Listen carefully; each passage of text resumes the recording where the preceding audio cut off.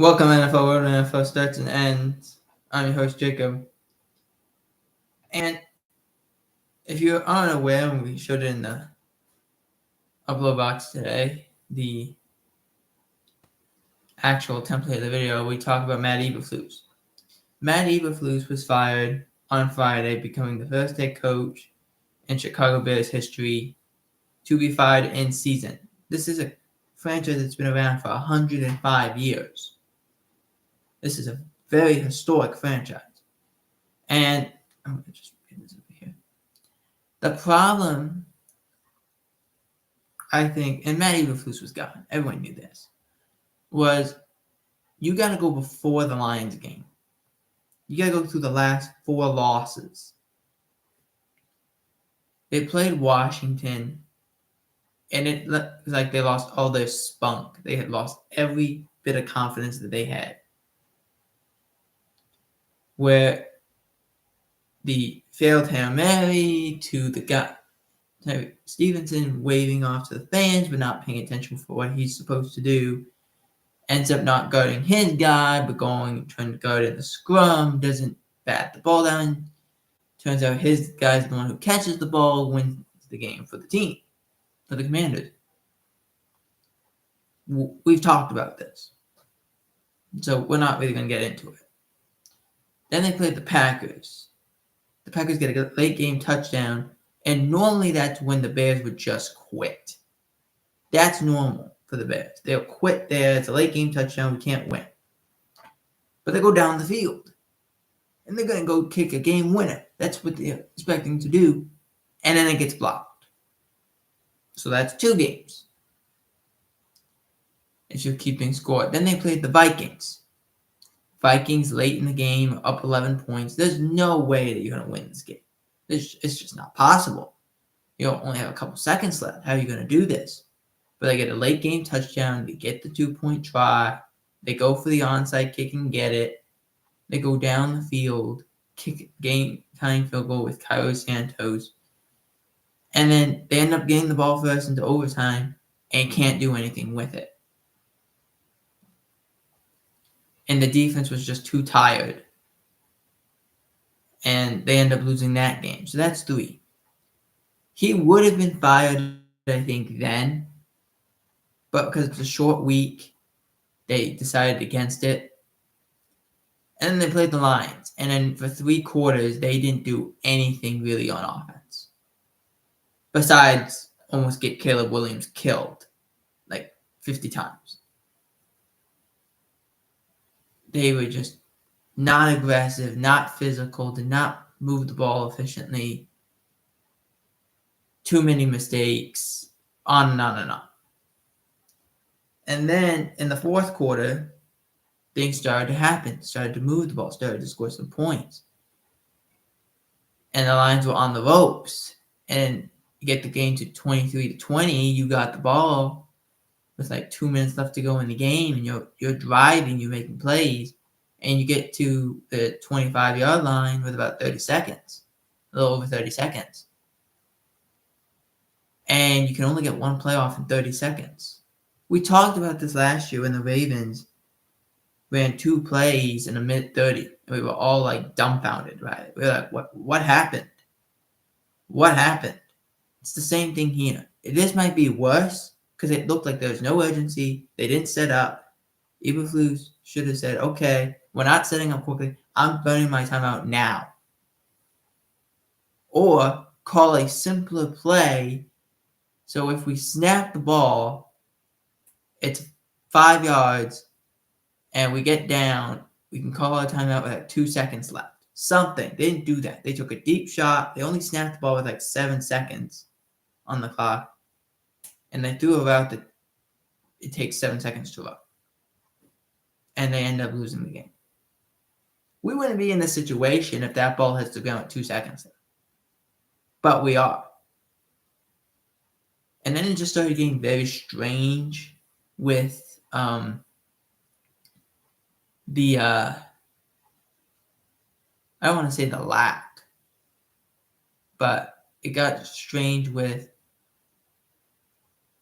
they do the press conference the day the next day on the Friday, and Eberflus is the one talking, saying he's going to be the head coach. They're going to go against this next opponent. And then like an hour later, he's fired. Now, we talked about this. We said that if Eberflus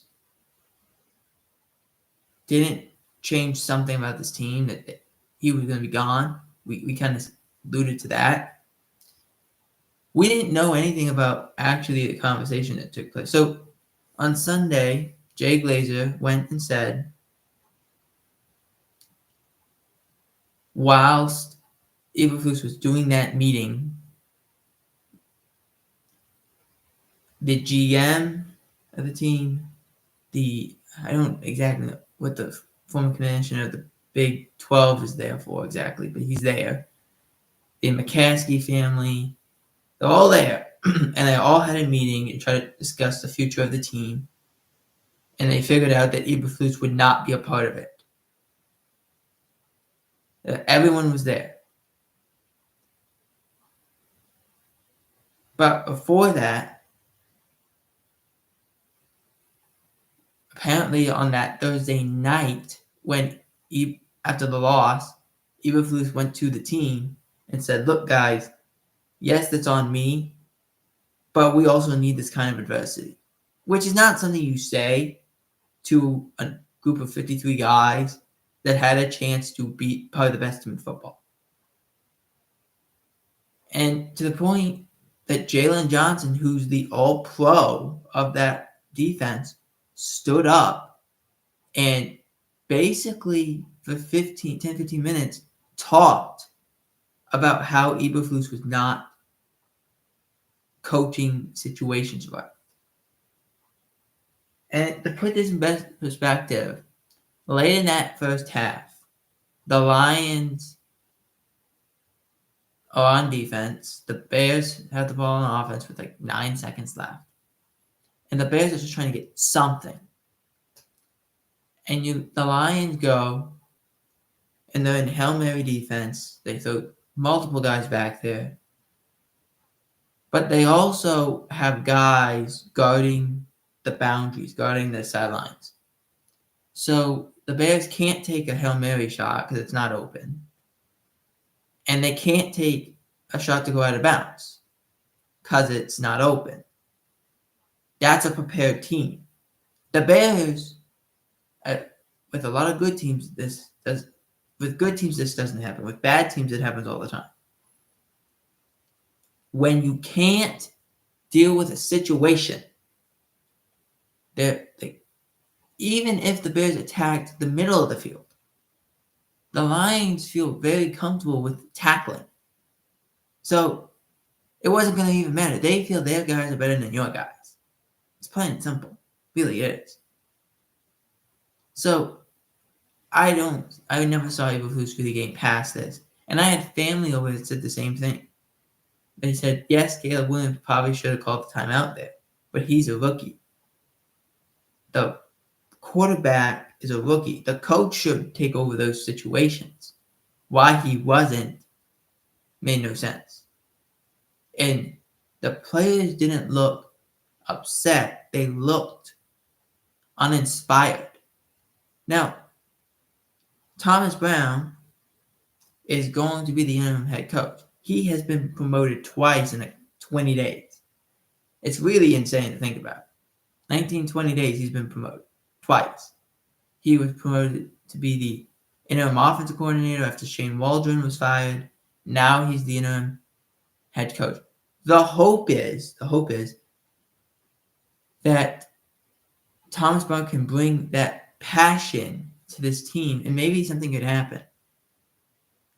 Because I think the best case for Caleb Williams would be, can he have a coordinator or have a person on the next staff that was part of this previous staff? So he's not learning everything new.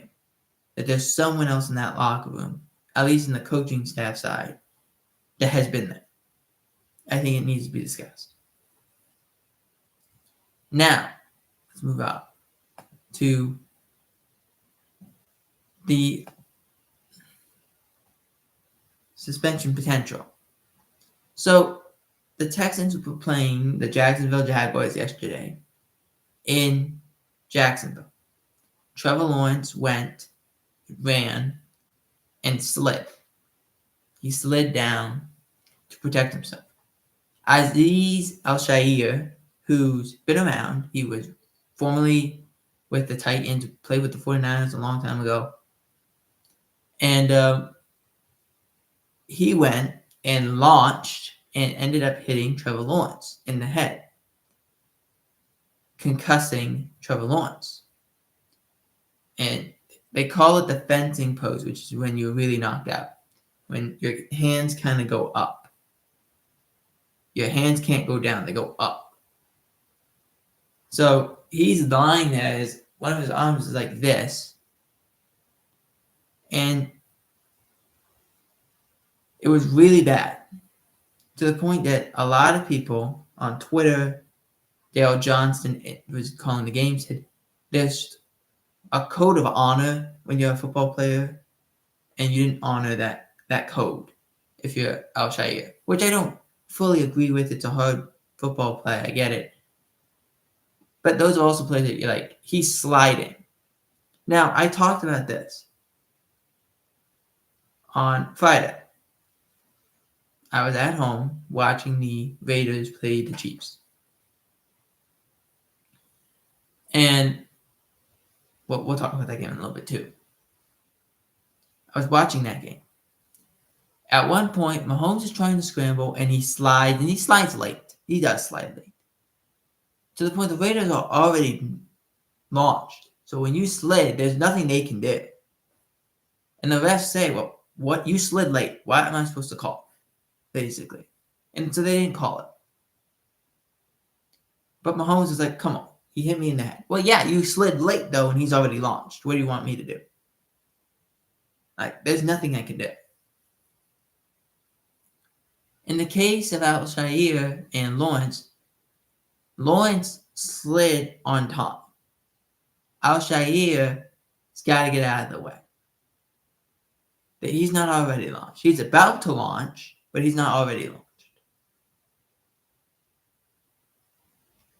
But this reminded me of the hit from, I think it was LaMarcus Joyner on Teddy Bridgewater, when Teddy Bridgewater was with the Minnesota Vikings years ago, where it was like LaMarcus kind of was moving forward, kind of was launching, and then tried to turn to get himself out of the way, and ended up hitting more directly on Teddy than anything else. The same happens here, except Al-Shaair hit him pretty dead center. Now, the thing for Al-Shaair is this is not his first offense. Back in the game, excuse me. Back in the game against the Houston Texans, who were facing the Bears in Houston on the Sunday night game, Al-Shaair took a shot on Caleb Williams, and it was a pretty aggressive hit, to the point that all the Bears went and were like shoving, attacking Shaair and the Texans, including a player who wasn't actually even on the field. He put his helmet on and went over there. And Al-Shaair took a swing at this player. If I remember correctly, he was ejected but not suspended. Or maybe he wasn't even ejected at all. But the point is, it was bad. And so that was his first offense, and nothing really happened of it. The NFL has said that they're looking into suspending. And I was saying something is going to have to happen, either a very, very significant fine or a suspension. A lot of people were very annoyed and upset about this because they felt like Lawrence did everything right. And you still hit him above the head and hit him and concussed him and all these things, which is not incorrect. It's not.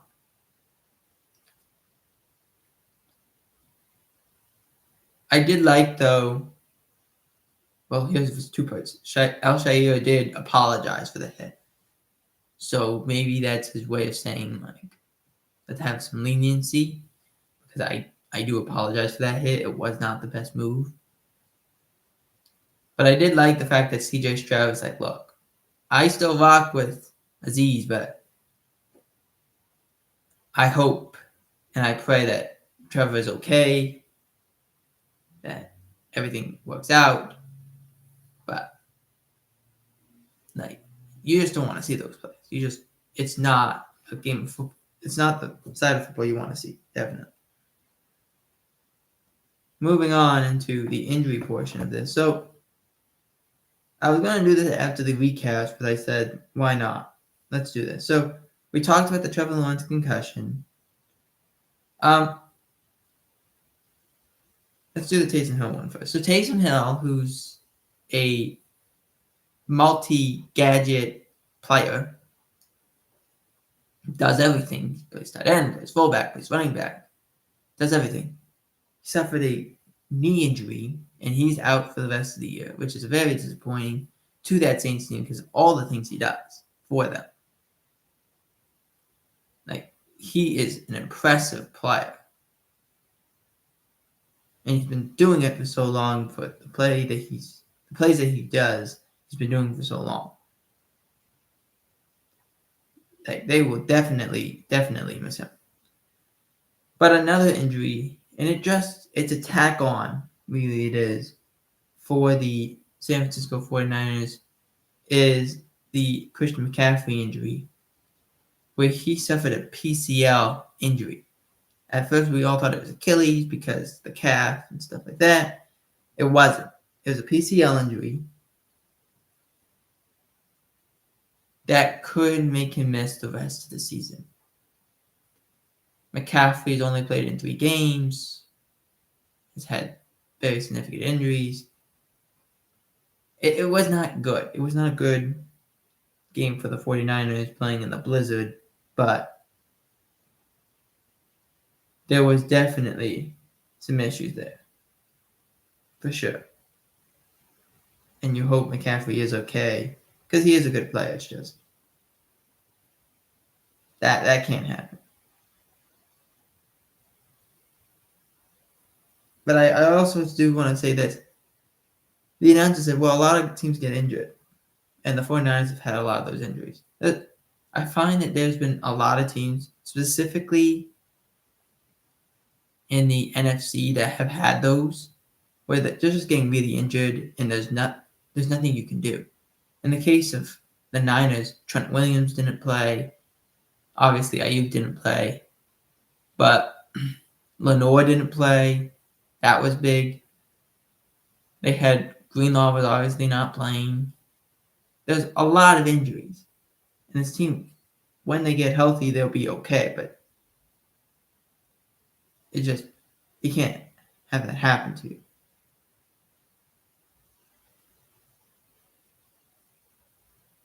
All right, let's get into the recaps.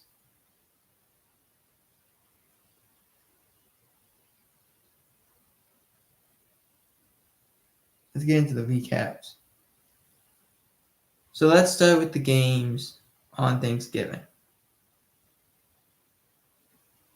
Let's start with the Lions and Bears. The score was 23-20. We talked about the mishandling from the Bears side of 30 seconds, only getting 1 play off, not calling timeout. We talked about it.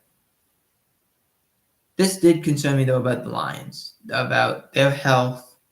They lost a couple more guys in this game. How many more times are they just going to find a guy to help? Like, it's going to be hard for them, especially in the last month. They're going to play some tough opponents. And Buffalo is one of them. And those are tough games. I believe they also play San Francisco. That's a tough game. It's going to be really tough for the Lions. They got to find a way to stay healthy as much as possible, which is what you're trying to do at this point in the season. Moving on to the Giants and Cowboys. The Cowboys ended up winning this game 27-20. It was the most watched game, if that means anything. It was not a good game, okay? It really wasn't. The offense of the Cowboys is really bad. Cowboys had the first 100-yard rusher in 26 games. That's not great.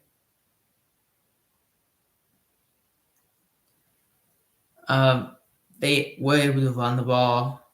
No Tommy DeVito. He actually hurt his forearm, whole body. Something happened. And Drew Lock ended up playing. And Drew Lock did some nice things. He had 2 rushing touchdowns from Drew Lock. Just not enough offense. And the Cowboys kind of saw this. They said, we're not going to even take long field goals, which is what the Cowboys like to do.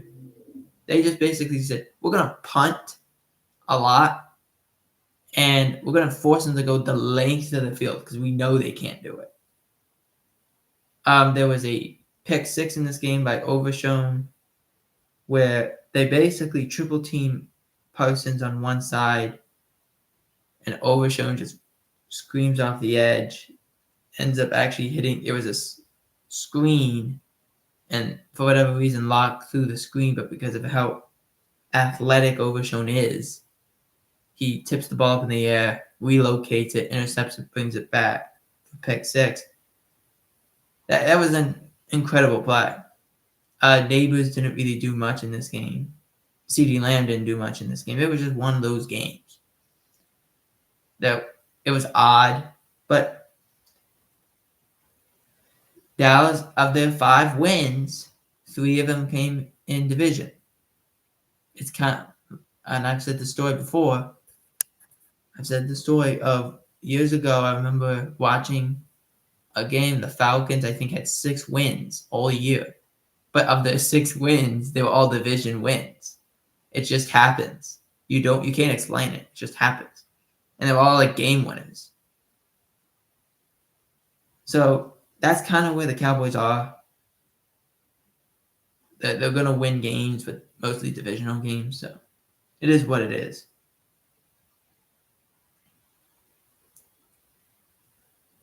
It's a lack thereof. There's a definite problems with the health of the Cowboys, but they are getting healthier. And let's see what happens. And then let's move on to the the Black Friday game between the Raiders and the Chiefs. Chiefs won this game 19-17. They were 10.5-point favorites. This is what the Chiefs are. They are not blowing teams out. They aren't doing it. They're going to win games 19-17, 20-17, 17-14. That's what they're going to do. Their offense is bad. Their defense has struggled. They struggled against Aiden O'Connell, Brock Bowers, and Jacoby Myers. The Raiders had so many opportunities that they did not hit on. They missed 3 kicks. They missed 3 kicks. They went for it on a 4th down, didn't get it near the goal line. There were so many opportunities for the Raiders. But my favorite part of this game, and it really annoyed me because there's 2 memes that came out this week. Actually, let me go back to let me do this game. Let me do the Chiefs and Raiders first, and then I'll go back to the Bears and Lions. In the Raiders-Chiefs game, and the last play the Raiders have is the offensive line is getting set, but none of the wide receivers are set. None. They're not set. They're still moving. They're still like false starting, trying to set and all that stuff. But the ball is snapped. The whistles blow it dead, but the Chiefs get the ball. Instead of the official, which was Clay Martin, instead of them calling false start because the wide receivers were still moving and everyone was still moving, they called an illegal shift, which made no sense to me because the play didn't happen because you blew it dead right away. You don't blow a play dead if it's an illegal shift. You just let it go. At the end of the play, you call it an illegal shift. You call it an illegal shift, but you blew the play dead right away.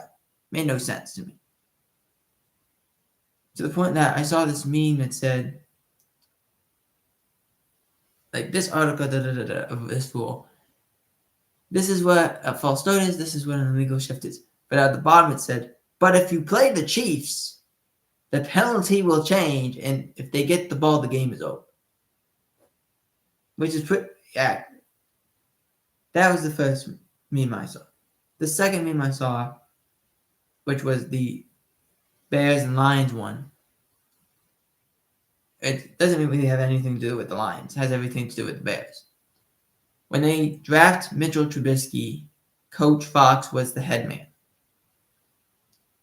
They let him go. They bring in Matt Nagy. A couple years later in 2021, they let go of Trubisky. They draft Justin Fields. Later on that year, they fire Matt Nagy. They bring in Matt Eberflus. In 2024, they let go of Justin Fields. They draft Caleb Williams. Later on that year, they fire Matt Eberflus. You see the trend that's happening here? It was, why are we keeping coaches so long if we're moving on from the quarterback? Let's bring in a new coach. Let's bring in a new quarterback at the same time. Why are we doing both? Made no sense. It's a trend. So that was the other meme I saw. But it was just funny to think about. It really was. Now, let's go into Sunday's slate of games. We had the Colts versus the Patriots. The Colts ended up winning the game 25-24. And again, the Patriots played really well in, I thought. The Colts did not play great, but at the end of the day, you score a touchdown. You played very aggressive. You go for two, you get it. It's a good win. Everyone's like, the Patriots were psychos, for crazies, and all these things for trying to kick a 68-yard field goal. No. They were just trying to win the game, and he would have made it. He needed like 2 more yards. That's it. He was like a yard and a half, 2 yards short. That's all he needed.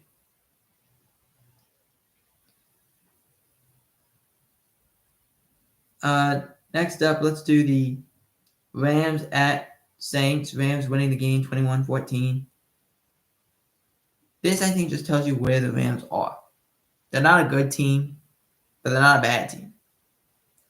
But they struggled against the Saints. That's not exactly great.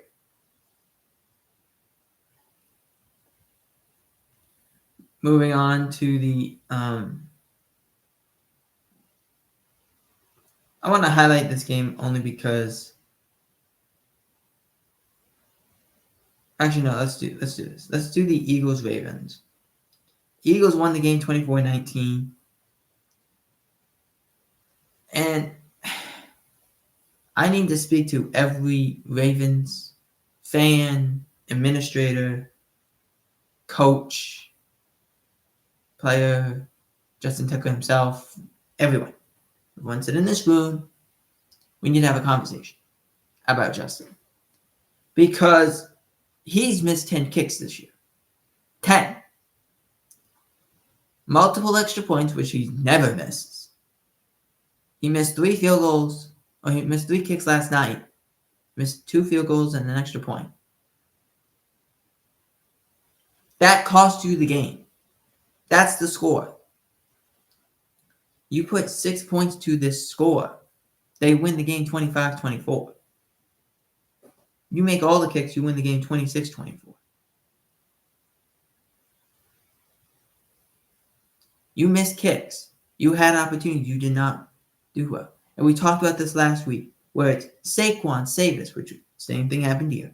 It's Saquon, save us. And it's Lamar, save us. And you're seeing the issues the Ravens have. They're 8-5. They're probably the best 8-5 team, but they're 8-5.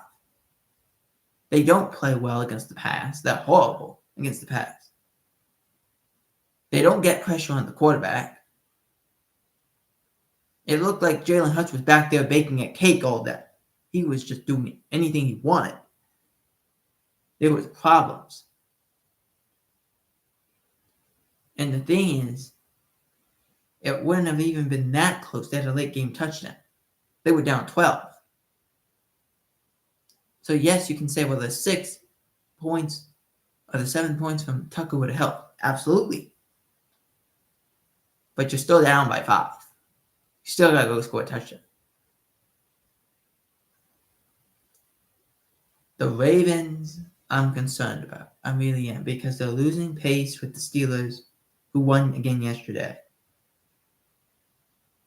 But they can't stop anybody if they're passing against them. They just can't do it.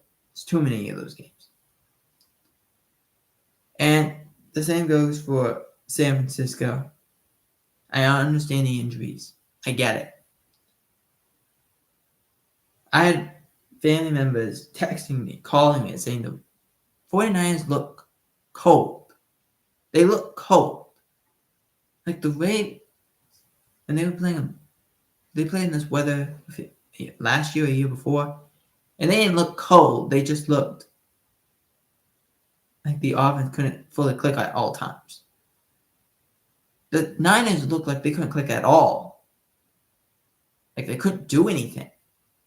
There was legit, the Bills were playing backyard football. There was a play, they throw a slant to Cooper. He stood up. He laterals it backwards to Allen, who then runs it in for the touchdown. I understand it was cold. It was snowy. It was freezing. It was freezing out there. I get it. But it kept happening.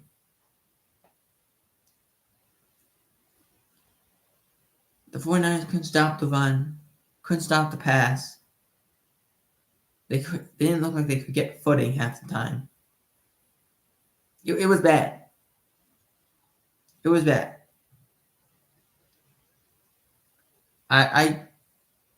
They're 5-7, the same as the Cowboys. But it's not over for them. Their division's not great. But Seattle's ahead in this division at 6 wins. So there's still a chance. It's not a great chance, but there's a chance. They're 6-5. You're 5-7. It's not great. You lost to them last time. You could be losing to them again.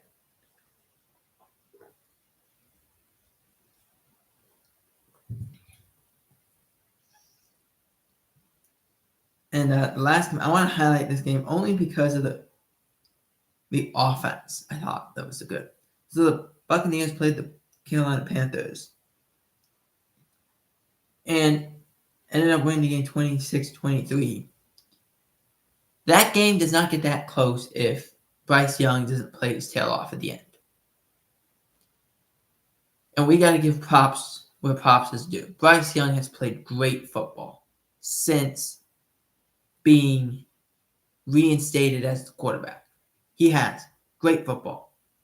So he's not turning the ball over. He's making plays. He's playing with confidence. He's scoring points. They are not turning the ball over.